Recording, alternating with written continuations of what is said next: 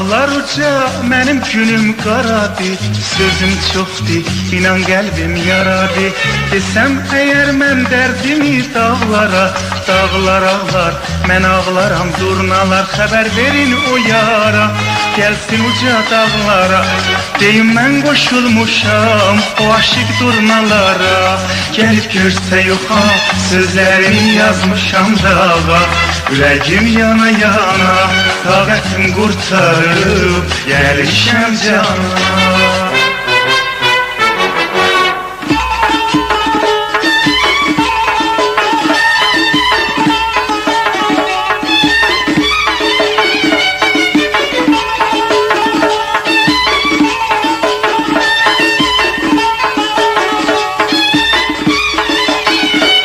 Aşıqəm günahım, nə bir Allah, qəribəm pənahım, yoxdur Allah.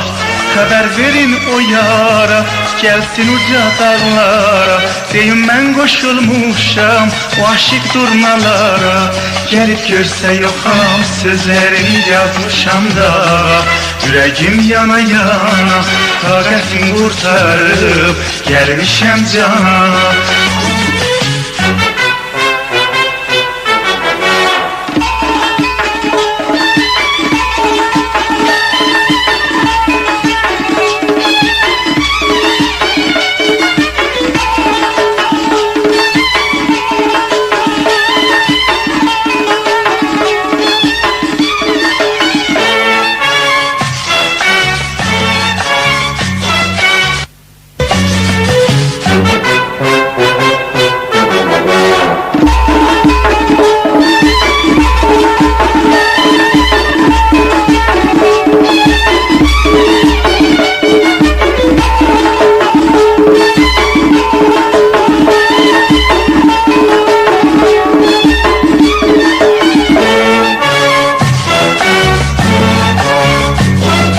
Dağlar uca, mənim günüm qaradı.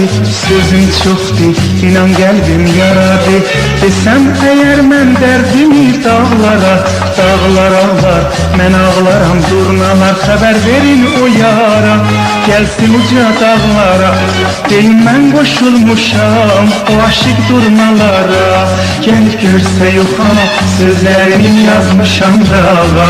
Ürəyim yana yana, taqətim qurtarıb gəlişəm cana.